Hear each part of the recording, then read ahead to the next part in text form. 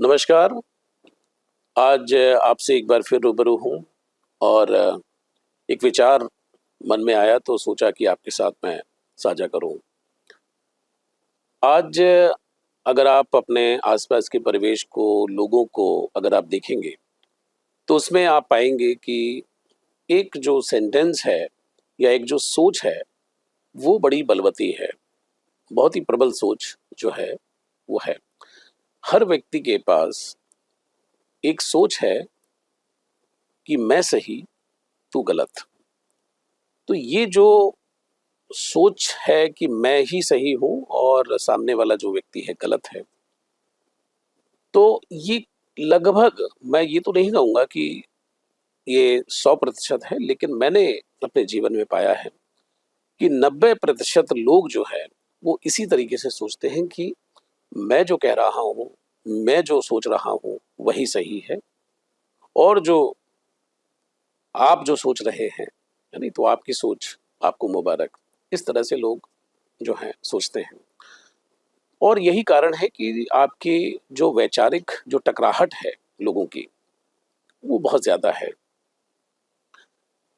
मैं आपसे यहाँ पे ये कहना चाहता हूँ कि सोच का निर्माण आपके परिवेश से, आप किन लोगों में उठते-बैठते हैं, आपका माहौल क्या है, आप जीवन में करते क्या हैं, आपके जीवन में लक्ष्य क्या हैं, आपकी जीवन में उपलब्धियाँ क्या रही हैं, आप संघर्ष को किस तरह से देखते हैं, मेहनत को किस तरह से देखते हैं, जीवन की सकारात्मकता को किस तरीके से देखते हैं।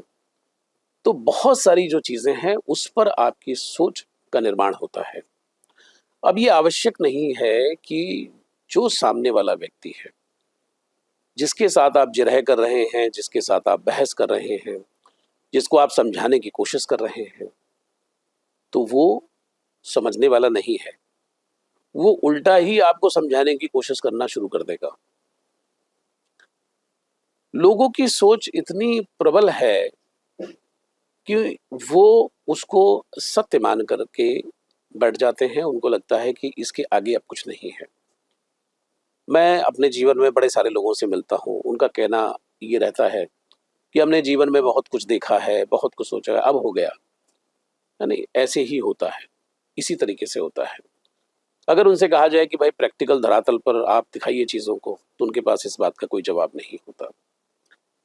तो मुझे लगता है कि इस तरह की जो जिरह या इस तरह की जो बहस होती है, उससे एक समझदार व्यक्ति को बचना चाहिए।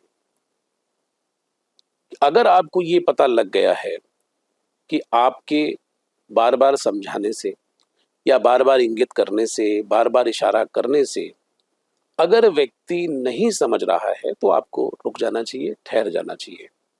क्योंकि इसका कारण है कि वो वही समझना चाहता है, जो उसने आज तक समझा है। वो आपकी बात को बिल्कुल नहीं सुनेगा और ना ही समझेगा। तो आप अननेसेसरी अपनी ऊर्जा का हनन करते रहेंगे, अपनी ऊर्जा को बर्बाद करते रहेंगे और आपको कुछ हासिल भी नहीं होगा। तो मैं फिर इस बात को कहूँगा कि व्यक्ति समझता वही है, जो उसको समझना होता है। आप उसको लाख कोशिश करें, समझाने की, बताने की, आप उसको लाख दिशा देने की कोशिश करें, लेकिन वो नहीं समझता। तो ये छोटा-सा एक विचार था, जो मुझे लगा कि आपके साथ साझा करना चाहिए। उम्मीद करता हूँ कि आप ठीक होंगे। नमस्कार।